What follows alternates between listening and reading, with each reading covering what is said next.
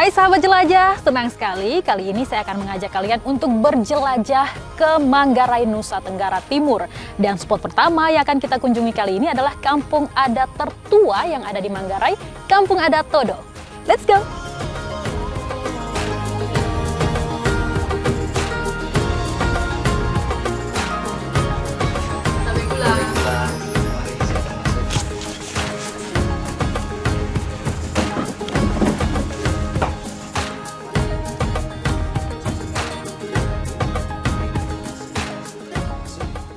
Jelajah kali ini diawali dari Kampung Adat Todo. Sebelum menapak ke rumah adat Todo, setiap pengunjung wajib mengenakan pakaian adat khas Todo, tanpa terkecuali termasuk saya pastinya.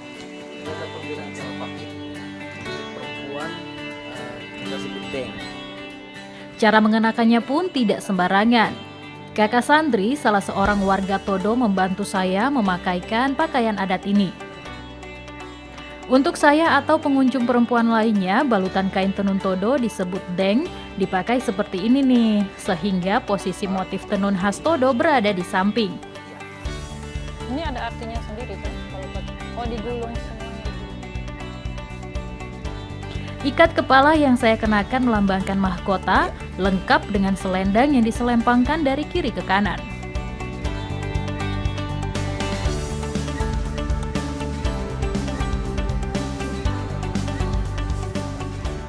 Sementara untuk laki-laki menggunakan cara yang disebut tengge. Hampir serupa cara mengenakannya, yang berbeda pada posisi motif tenun Todo ditempatkan di bagian belakang, dilengkapi selendang dan jongkong atau peci. Oke, selesai. Saatnya kita jelajahi Kampung Adat Todo.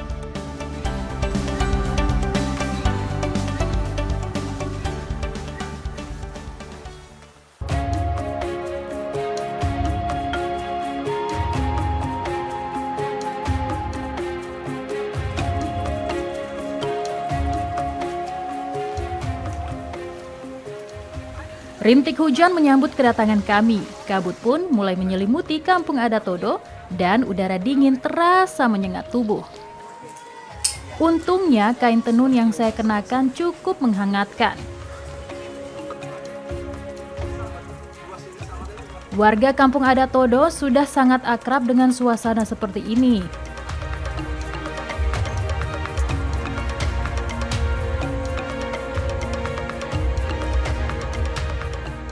Di lokasi kampung yang berada di dataran tinggi dengan panorama alam pegunungan eksotis, Laksana berada di atas mega.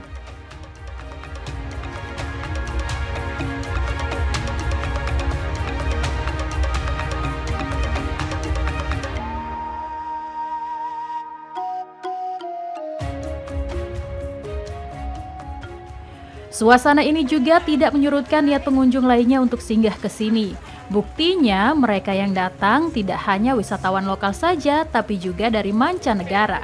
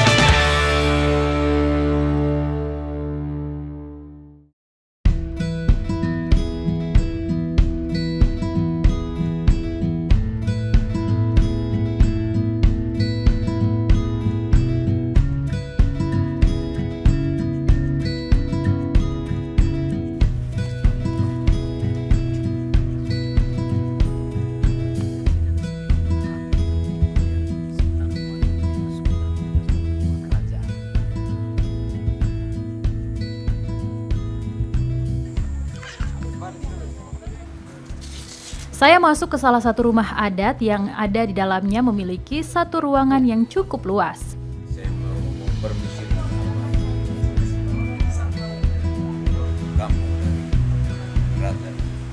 Beruntung di tengah rumah sedang berkumpul para pengurus lembaga adat, pengunjung, keluarga, dan tetua adat. Kedatangan saya disambut dengan hangat dan ramah.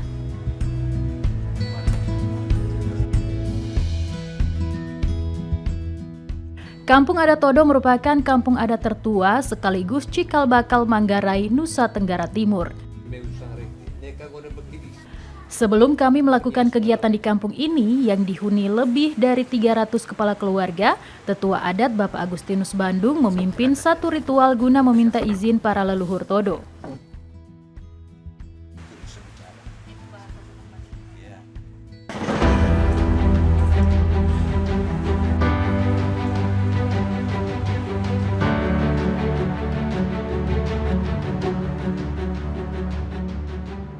Berdasarkan penuturan tua adat, di dalam rumah adat ini tersimpan gendang dari kulit manusia. Gendang merupakan induk dari gendang yang dipajang di ruang depan rumah ini. Namun, untuk dapat melihat gendang tersebut, harus diadakan ritual khusus sebagai bentuk penghormatan kepada para leluhur. Jadi asal-usulnya orang Minang. Asal-usulnya dari Minang? Dari Minang. Dari nenek kami, dia datang dari Minang, ada sesuatu di sana. Namanya di sana lah Menangkerbau, bukan Minangkabau. Menangkerbau. Menangkerbau. Menangkerbau sebetulnya. Karena untuk memilih pemimpin di sana lewat laga kerbau. Sampai nama kampungnya di sana Menangkerbau. Oh begitu. Hanya sebutan Minangkabau. Filosofi dari rumah ini ada 5 tingkat. Tingkat ininya, tingkat ujung atasnya nama Lengkiang itu. Di situ duduk rajanya. Ini bagian atas. Ya ada 5 ujung atas, ada 5 keliling. Oke. Ya, itu ke pemerintahan itu. Habis tingkat yang kedua dari atas ke bawah, Lemperai. Itu kalau dulu Lengkiang itu raja, Lemperainya itu dalu. Dulu ada sebut dalu. Itu artinya apa Bapak? Dalu. Dalu mungkin camat sekarang. Dari Lemperai turun lagi Vasekoe namanya, itu Gelarang. Dari Vasekoe turun ke Vasemese, itu Komongkaba. Habis itu yang terakhir ini adalah masyarakat yang kita duduk ini, karena ini tempat musyawarah. Musyawarah.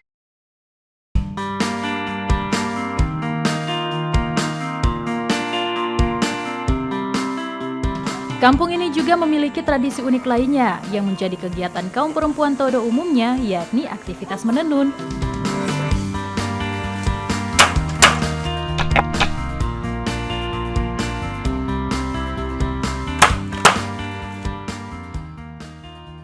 Kain tenun berciri khas dengan warna cerah, cenderung merah, bermotif kotak-kotak yang simpel, membuat kain tenun Todo terlihat cantik.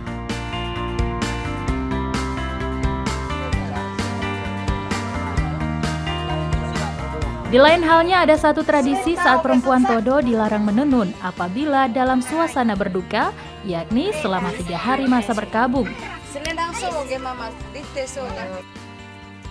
Sedangkan aktivitas sehari-hari laki-laki Todo adalah berladang.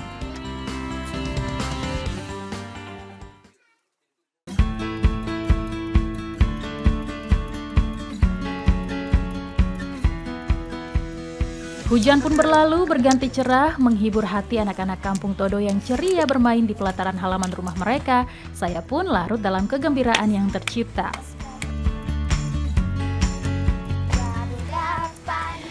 Well, sahabat jelajah, masih ada keseruan lainnya yang masih akan saya tunjukkan untuk kalian. So, stay tune di Jelajah Negeri. Halo, boleh gabung nggak? Boleh, ya.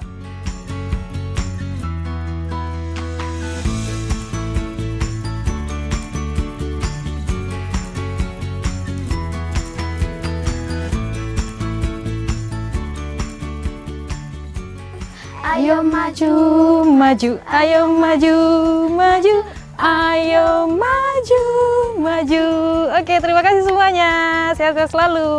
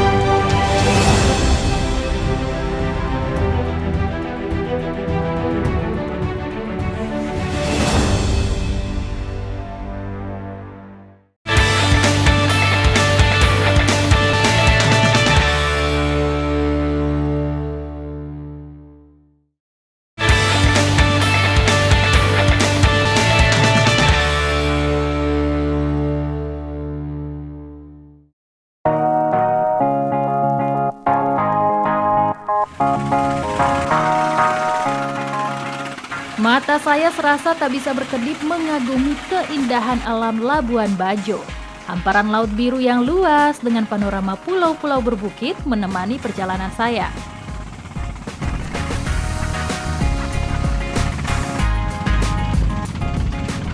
Perahu menembus gelombang di tengah cuaca alam yang cerah menambah semangat. Akhirnya, tibalah saya di Taman Nasional Komodo.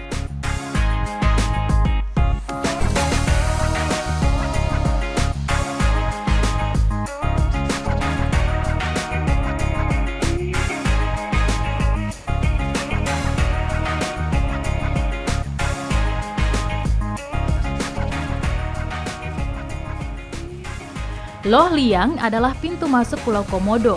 Loh dalam bahasa setempat berarti teluk dan liang adalah gua atau sarang komodo. Berjelajah ke Labuan Bajo rasanya tidak lengkap kalau kita tidak mengunjungi tempat yang satu ini. Selamat datang di Taman Nasional Komodo.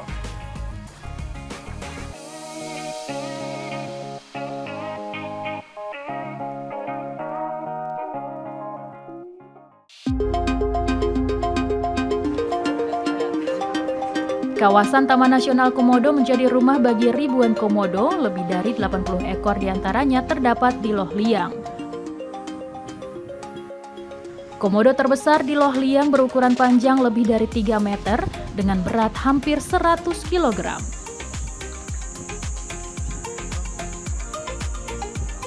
Selamat datang di kawasan Taman Nasional Komodo. Sekarang berita berada di lokasi namanya Loh Liang. Itu salah satu. Setiap pengunjung harus benar-benar memperhatikan aturan yang ditetapkan. Di antaranya, tidak diperkenankan menjelajah tanpa pemandu, tidak memberi makan komodo, dan menjaga jarak aman dengan reptil besar ini. Bagaimana tidak, hewan purba yang juga disebut naga memiliki kecepatan lari mencapai 20 km per jam. So, jangan abaikan aturan ini ya.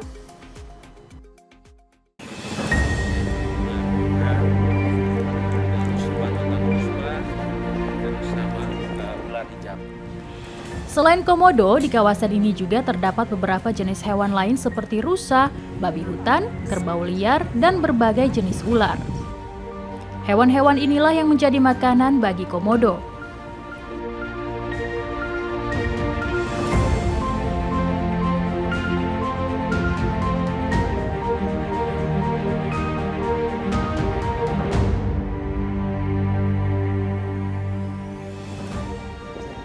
Tidak jauh melangkah di antara pepohonan dan semak, kami berjumpa dengan sang naga. Saya bahkan tidak menyadari sama sekali kalau ada komodo di bawah pohon ini, karena warna kulitnya yang nyaris sama dengan batang pohon dan dedaunan kering.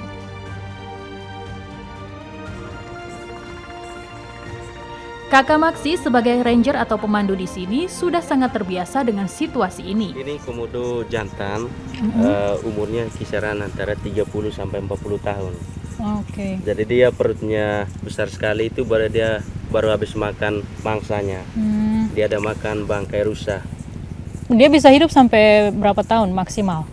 Kalau yang jantan itu maksimal hidupnya itu antara 50 sampai 60 tahun. 50 sampai 60 itu ukurannya lebih besar lagi atau? Ukurannya tidak terlalu besar, hampir sama seperti yang ini. Terus kalau yang betina dia hidupnya berapa lama? Yang betina itu usianya itu paling lama itu 30 atau 40 tahun. 30 atau 40. Kalau populasi di Loh Liang ini sendiri ada berapa betina, ada berapa jantan? Kalau di Loh Liang akumulasi total jumlahnya itu ada 87 ekor.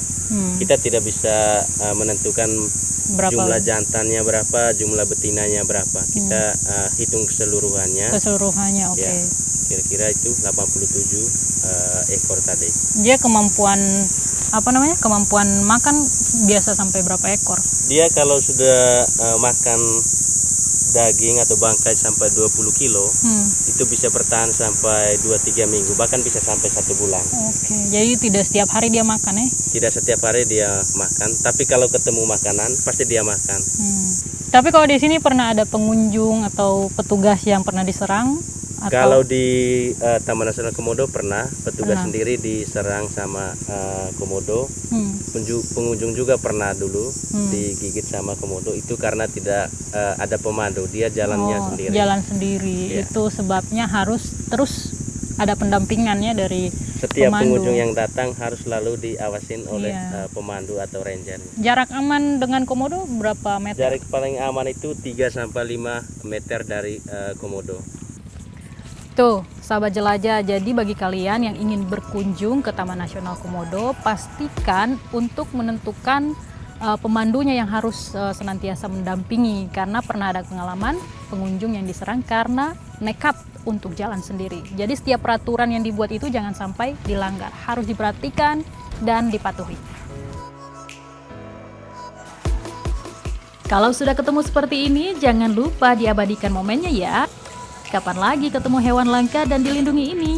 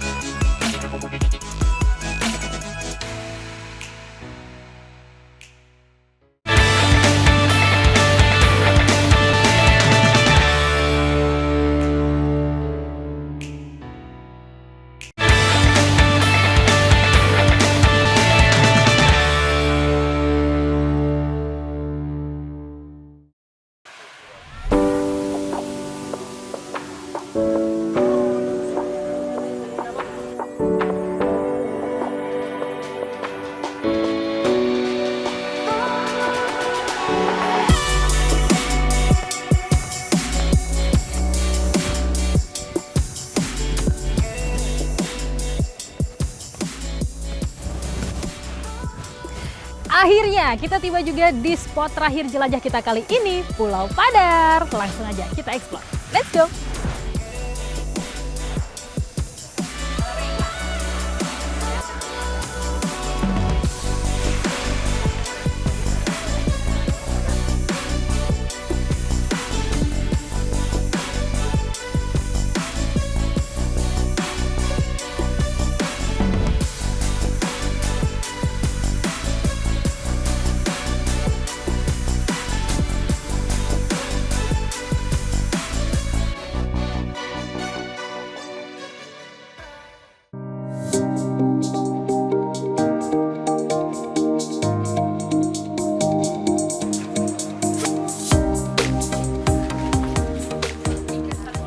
Sebelum mendaki ke puncak Bukit Pulau Padar, kita beli tiket masuk dulu. Setelah itu, jangan lewatkan menyimak arahan dari ranger yang bertugas.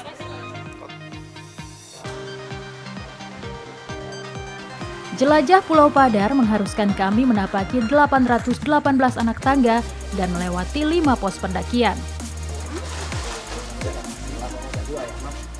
Selama trekking, setiap pengunjung tidak perlu khawatir karena di setiap pos pendakian terdapat para pemandu yang siap siaga.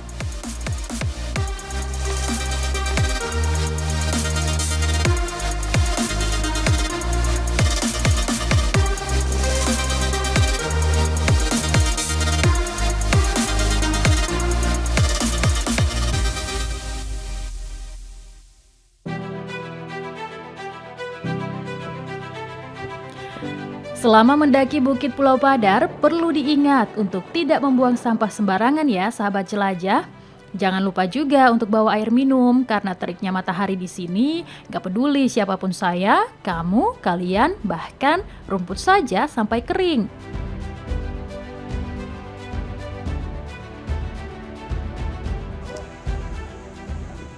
So, alangkah baiknya jika kalian ingin berkunjung ke sini harus pagi ya, karena lewat tengah hari pendakian ditutup lantaran kondisi alam yang panas terik. Selanjutnya, pendakian dibuka lagi menjelang sore, yakni pukul 15. Pastikan juga kalian kenakan pakaian yang nyaman, kalau bisa sih pakai lengan panjang dan celana panjang yang berbahan fleksibel, juga topi untuk melindungi kepala kalian dari terik matahari. Jangan lupa juga pakai krim sunblock ya teman-teman.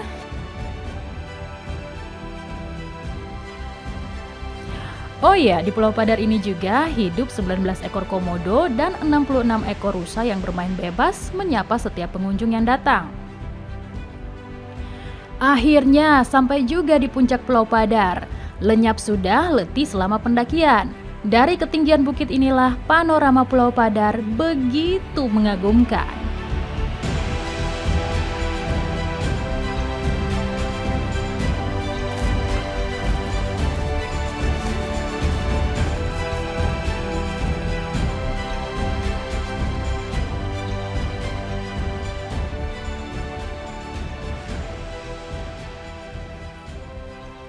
Akhirnya 818 anak tangga berhasil ditapaki walaupun di bawah terik matahari yang begitu panas seperti ini, tapi semuanya dibayar lunas dengan pemandangan yang indah dan eksotis. Nantikan keseruan lainnya hanya di Jelajah Negeri episode selanjutnya. Salam Jelajah Negeri!